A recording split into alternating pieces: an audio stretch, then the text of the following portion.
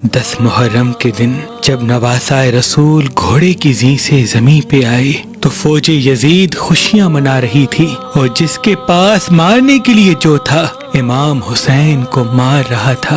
امام حسین مسلسل اللہ کا شکر کر رہے تھے، لیکن کسی کی بھی یہ ہمت نہ تھی کہ کوئی امام حسین کے قریب جاتا۔ کچھ دیر کے بعد ظالم کہتے ہیں شاید حسین شہید ہو چکے ہیں، لیکن یہ معلوم کیسے ہو؟ حسین کا تو سر ہی سجدے میں ہے۔ امام جعفر صادق علیہ السلام سے کسی نے پوچھا تھا کہ اے نواسائے رسول، امام حسین کو کربلا میں سب سے زیادہ تکلیف کب پہنچی؟ کیا علی اکبر کی شہادت پر؟ امام نے کہا نہیں۔ کیا جب جناب عباس کے بازو کٹے تب؟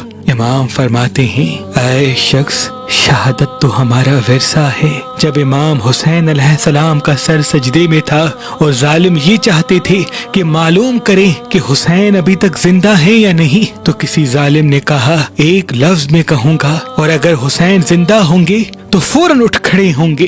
بس وہ ظالم زور سے کہتا ہے کہ فوج حسین کے خیموں میں چلی گئی اور زینب کو تازیاں نے مار رہی ہے۔ جیسے ہی یہ لفظ امام حسین نے سنے تو آپ سجدے سے سر اٹھاتے ہیں اور کہتے ہیں اے ظالم، جب تک میں زندہ ہوں میری بہنوں کے خیمے میں نہ جاؤ۔ بس وہ ظالم زور زور سے ہنستے ہیں اور نواسائے رسول صبر کرتے رہتے ہیں اور اپنا سر پھر سے سجدے میں رکھتے ہیں۔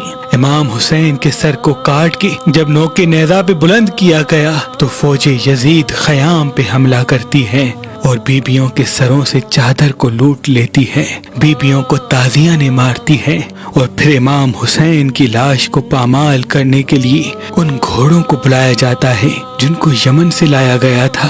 جیسے ہی گھوڑے دوڑنا شروع کریں اتنے میں کوفے والے آواز دیتے ہیں کہ ہم اکثر حبیب ابن مظاہر کی دعوت کھاتے تھے۔ اے عمر بن سعد، عرب میں یہ رواج ہے کہ جو جس کا نمک کھاتا ہے اس کی توہین نہیں کرتا۔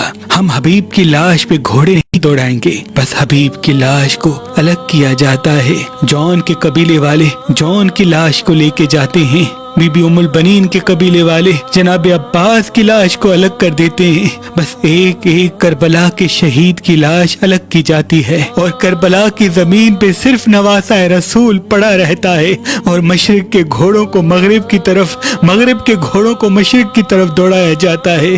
امام حسین کی لاش کو پامال کیا جاتا ہے۔ بس بیبیاں روتی رہتی ہیں، رات ڈھلنے لگتی ہے اور غریبوں کی شام آ جاتی ہے۔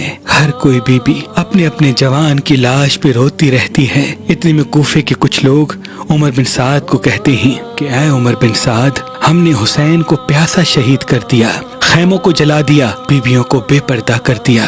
یہ 3 دن سے پیاسے ہیں، اب ان کو پانی دے ہی دیتے ہیں، کیونکہ مسلسل ان بیبیوں کے رونے کی آواز نے قیامت برپا کرتی ہے۔ اور پھر تھوڑا سا پانی بیمار کربلا امام سجاد کے پاس بھجوایا جاتا ہے، اور یہ حکم دیا جاتا ہے کہ یہ پانی پلا کے ان یتیموں کو سلا دو، ان کے رونے کی آواز سے ہمیں نیند نہیں آتی۔ جیسے ہی پانی شام غریباں کی اجڑی ہوئی بیبیوں کے پاس پہنچے تو ہر کوئی بیوی پانی کو دیکھ کے زار و قطار روتی ہے کہ اب اس پانی پینے کو دل نہیں کرتا۔ بی بی زینب کہتی ہے اللہ کی مرضی یہ ہے کہ ہمارے جسم میں تب تک جان ہو جب تک ہم امام حسین کی شہادت کا واقعہ دنیا کو بتا نہیں دیتے۔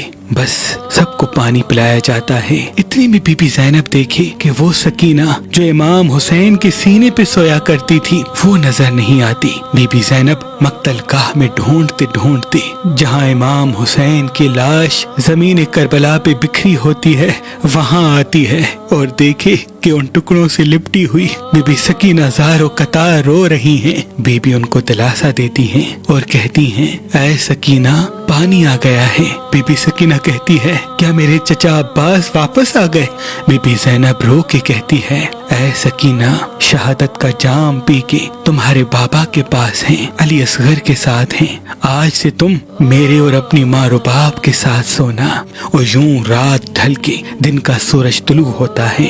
11 محرم سادات کے لیے 10 محرم سے بھی سخت تھا، کیونکہ جیسے ہی سورج طلوع ہوتا ہے تو چاروں طرف خوشی खुशी का माहौल होता है और बीच में रसूल अल्लाह की नवासियाँ बेयार और मददगार बैठी होती हैं। इतने में उमर बिन साद कहता है, अब इन बीबियों को कैदी बना दो, पहले इन्हें कूफा और फिर इन्हें शाम लेके जाएंगी। बीबी ज़ैनब, उम्मे कुलसूम, बीबी रुबाब, यहाँ तक कि बीबी सकीना को भी रस्सियों में बांध के कैदी बनाया जाता है। इस काफिले में 34 बीबियाँ, 80 मासूम बच्चे जिनकी उम्र 5-6 साल से छोटी थी और एक बीमार इमाम सज्जाद था। तारीख ने लिखा, बड़ी बीबियों को रस्सियों में बांध के पैदल चलाया गया और मासूम बच्चों को बगैर अमारियों के ऊंट की पुष्ट पे बांधा गया था। बस काफिला जैसे जैसे आगे बढ़ता, कोई बच्चा कहीं गिर जाता और घोड़ों और ऊंटों के पांव में कुचल के वहीं शहीद हो जाता। जब ये काफिला कूफे पहुंचा तो मासूम बच्चे शहीद हो के सिर्फ 7 बचते ही जब आले रसूल का काफिला कैदी होके कूफे पहुंचता है, बीबी ज़ैनब को पत्थर मारे जाते हैं, आले मोहम्मद की तौहीन की जाती है। लेकिन कदम कदम पे बीबी ज़ैनब और इमाम सज्जाद अपने खुतबे में ये बताते रहते हैं कि अल्लाह के सिवा कोई इबादत के लायक नहीं और मोहम्मद मुस्तफ़ा सल्लल्लाहु अलैहि वसल्लम उनके रसूल हैं।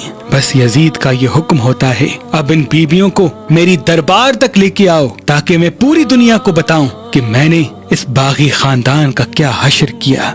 बस 22 दिन का पैदल मुश्किल सफर करके पहले सफर को आले रसूल का काफिला शाम तक पहुंचता है तो बीबियों को 3 दिन शाम शहर से बाहर ठहराया जाता है क्योंकि यजीद ने पूरी दुनिया से मेहमान मंगवाए थे और ये ऐलान किया था कि आज का दिन हमारी सबसे बड़ी ईद का दिन है। ऐ शाम वालों, आज जर्द लिबास पहनना और अपने घरों की छतों पे चले जाना। आज जो कैदी जैसे ही बाजार से गुजरे तो इन पर गर्म पानी फेंकना, इनको इतने पत्थर मारना ताकि इनके बाद कोई दूसरा मुझसे बगावत ना करे। बस जब पूरा शहर सज जाता है, रसूल अल्लाह की बेटियां बेचादर शाम के बाजार से गुजरती हैं तो उनको पत्थर मारे जाते हैं, उन पे गर्म पानी फेंका जाता है और सब जोर जोर से हंसते रहते हैं। इमाम जाफर सादिक अलैहिस्सलाम फरमाते हैं, शाम के बाजार में मेरी दादी ज़ैनब और तमाम बीबियों को इतने पत्थर लगे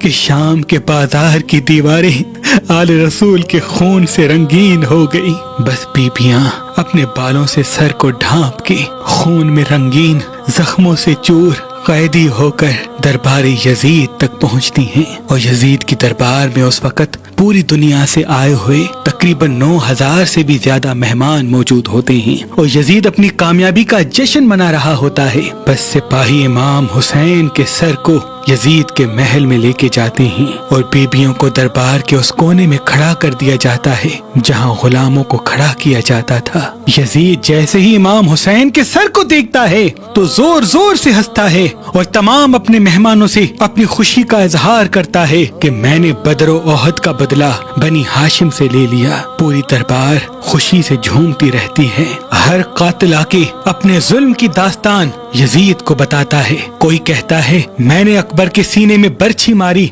और हुसैन निकालते वक्त रोता रहा, यजीद हंसता और उसे बड़ा इनाम देता। कोई कहता मैंने असगर को तीर मारा और इमाम हुसैन के हाथों पर मछली की तरह हुसैन का 6 माह का बच्चा तड़पता रहा, यजीद खुश होता और उसको बड़ा इनाम देता। कोई अब्बास के कटे हुए बाजुओं की दास्तान यजीद को बताता है, कोई इमाम हुसैन के सर काटने की खबर यजीद को बताता है। जिसका जुल्म जितना बड़ा होता है उसको इनाम भी यजीद उतना बड़ा देता है। कई घंटे गुजर जाते हैं, यजीद के दरबार में जश्न का माहौल होता है, सब खुशी में झूमते रहते हैं और आले मोहम्मद दरबार के कोने में खड़ी होकर रोती रहती हैं। काफी देर के बाद यजीद का एक सिपाही यजीद से कहता है कि ऐ यजीद, हुसैन की बहनें बेटियां इसी दरबार में कैदी होके खड़ी हैं। तो यूं यजीद कहता है उसको इन मेहमानों के सामने खड़ा करो ताकि उनकी जिल्लत का तमाशा ये सब देखें।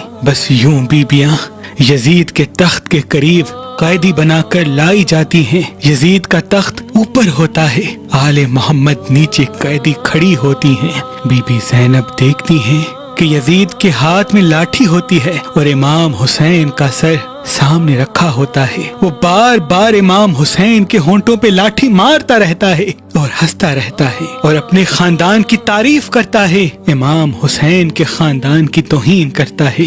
اتنے میں بی بی زینب امام سجاد سے کہتی ہیں، اے بیٹا سجاد، اٹھو، خطبہ دو اور اس کو بتاؤ کہ ہم کون ہیں. امام سجاد خطبہ دیتے ہیں، اپنا تعارف کرواتے ہیں. یزید رسوا ہوتا ہے اور یہ حکم دیتا ہے کہ سپاہیوں، اس بیمار کو چپ کراؤ. بس یزید کے سپاہی امام زین العابدین کے گلے کا توق کھینچتے ہیں. امام کے گلے سے خون بہنے لگتا ہے. امام کو زمین پہ لیٹا کے ان کی پیٹھ پہ تازیاں مارتے ہیں. یہ منظر جیسے ہی بی بی زینب نے دیکھا تو آپ علی کی بیٹی علی بن کے اپنے بالوں کو چہرے سے ہٹاتی ہیں اور کہتی ہیں، اے یزید، تو اپنے آپ کو بڑا عزت والا سمجھتا ہے اور ہمیں بات کرنے سے روکتا ہے. یزید سپاہیوں سے کہتا ہے، اس عورت کو چپ کراؤ. لیکن دور دور سے آئے ہوئے مہمان کہتے ہیں، اے یزید، تو اتنا بڑا بادشاہ ہے، یہ سفید بالوں والی بوڑھی جس کے جوان تم نے مار دیے اپنی بیواؤں اور یتیموں کے ساتھ، تو جیسے عظیم بادشاہ کے سامنے کیا بولے گی؟ اس کو بولنے دے. بس بی بی زینب اپنے چہرے سے بالوں کو ہٹا کے کہتی ہے، اے یزید، تو اپنے خاندان کی کیا عزت بیان کرتا ہے؟ تیرے آباء و اجداد تو ہمارے خاندان کے آزاد کیے ہوئے غلام ہیں. اے یزید، جس حسین کا سر تیرے سامنے رکھا ہوا ہے، میں نے خود اپنی آنکھوں سے دیکھا کہ اللہ کے رسول اس سر کو بار بار چوما کرتے تھے، اور جن ہونٹوں پہ تو اپنی لاٹھی مار رہا ہے، رسول اللہ ان ہونٹوں کا بار بار بوسہ لیا کرتے تھے اور پورے جہان کو بتاتے تھے کہ یہ میرا نواسا حسین جنت کے جوانوں کا سردار ہے. اے یزید، تیری یہ حکومت چند سانسوں کی ہے، بس جی بھر کے اپنی سانسیں لے لے. تو چاہے جتنی بھی کوشش کر لے، لیکن اللہ ہمارے ذکر کو مٹنے نہیں دے گا اور قیامت تک تم پہ لعنت برستی رہے گی. جب تو مر کے روز محشر رسول اللہ کا سامنا کرے گا تو اسے کیا کہے گا کہ اس کے خاندان کو قیدی کر کے بازاروں میں پھرایا تھا، بے جرم و خطا ان کے بچوں کو قتل کر ڈالا تھا. یہ دیکھ کے دربار ہل جاتا ہے اور تمام مہمان نفرت کی نگاہ سے یزید کو دیکھتے ہیں. یزید غصے میں کہتا ہے، اس بوڑھی عورت کا سر کاٹ دو. سپاہی آگے بڑھتے ہیں. اتنے میں بی بی فضا، جو جناب سیدہ فاطمہ الزہرا سلام اللہ علیہا کی کنیز تھی اور حبش کی ملکہ تھی، جو جناب زینب کے ساتھ قیدی بنی ہوئی دربار میں موجود تھی، وہ بی بی زینب کے آگے آ کے کہتی ہے، اے یزید کی فوج میں حبش کے رہنے والوں، پہچانو، میں فضا ہوں، تمہاری ملکہ. آج تمہاری غیرت کہاں گئی ہے کہ تم تلواریں لے کے مجھ پہ حملہ کرو گے؟ یزید کی فوج میں 33,000 سے بھی زیادہ حبش کے سپاہی تھے. جیسے ہی ان کو معلوم ہوتا ہے کہ ہمارے ملک کی ملکہ بی بی فضا یہاں قیدی بن کے کھڑی ہے، تو فوراً اپنی تلواریں یزید کی طرف موڑتے ہیں اور کہتے ہیں، اے یزید، اگر فضا کے قریب سپاہی گئے تو ہم تیرے سر کو تن سے جدا کر دیں گے. جیسے ہی یہ منظر بی بی زینب دیکھتی ہے تو آسمان کو دیکھ کے فرماتی ہے، اے اللہ، آج تیرے رسول کا خاندان اتنا غریب ہو گیا ہے کہ ان کے کنیزوں کی تو لوگ عزت کرتے ہیں، لیکن تیرے رسول کی بیٹیوں کی عزت بھول گئے. بس یزید حکم دیتا ہے کہ ان بیبیوں کو قیدی کر کے قید خانے میں ڈال دو، اور بیبیاں قید ہو جاتی ہیں. تاریخ نے لکھا، بیبیوں کو شام کے اس قید خانے میں رکھا گیا جس کی چھت تک نہیں تھی. پورا دن بیبیاں دھوپ میں بیٹھی رہتی اور امام حسین کے غم میں روتی رہتی. بس کچھ دنوں میں یزید کو یہ علم ہوتا ہے کہ حسین سب سے زیادہ محبت اپنی چھوٹی بیٹی سکینہ سے کرتے تھے. یزید نے کہا کہ سکینہ کو ان تمام بیبیوں سے الگ زندان میں ڈال دو، وہاں ڈالو جہاں یہ اندھیرے میں گھٹ گھٹ کے اپنے باپ پہ روتی رہے. بی بی سکینہ کو، جن کی عمر صرف 4 سال کی ہوتی ہے، اندھیرے زندان میں ڈال دیا جاتا ہے اور وہاں رو رو کے بی بی سکینہ شہادت کا جام پی لیتی ہے. اور وہ جو مہمان جنہوں نے دربار میں بی بی زینب کا خطبہ سنا، اپنے اپنے گھر جب واپس جاتے ہیں، بی بی زینب کا خطبہ ہر کسی کو بتاتے ہیں. اور یوں یزید کی حکومت جہاں جہاں پھیلی ہوتی ہے، یزید کے لیے نفرت بڑھتی جاتی ہے. بالآخر یزید کے وزیر جہاں جہاں سے گزرے انہیں تانے ملتے ہیں کہ یہ یزید کیسا بادشاہ ہے. رسول اللہ کے منبر پہ بیٹھتا ہے اور رسول اللہ کے اولاد کو قتل کرواتا ہے،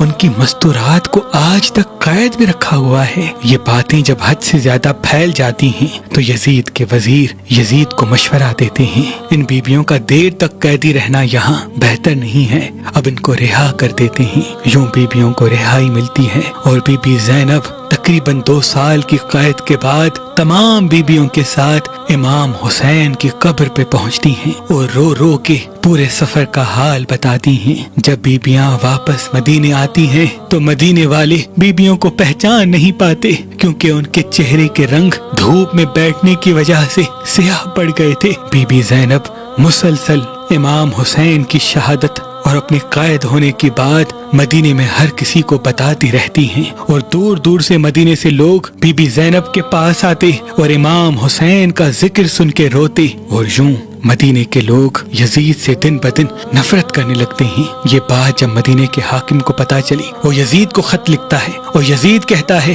کہ بی بی زینب کو مدینے سے جلا وطن کر دو۔ بی بی زینب کے شوہر جن کا نام عبداللہ ابن جعفر تھا، ان کی زمین مصر میں بھی تھی، شام میں بھی تھی اور مختلف ممالک میں بھی تھی۔ اللہ نے انہیں صاحب دولت بنایا تھا۔ تو یوں حضرت عبداللہ بی بی زینب کے ساتھ پہلے مصر جاتے ہیں، وہاں قیام کرتے ہیں، اور جب مصر سے بھی بی بی زینب کو جلا وطن کر دیا جاتا ہے تو بی بی زینب ایک رات خواب دیکھتی ہیں کہ بی بی سکینہ ان کو یاد کر رہی ہیں اور تنہا زندان میں رو رہی ہیں کہ اے میرے بابا حسین، آپ کہاں ہیں؟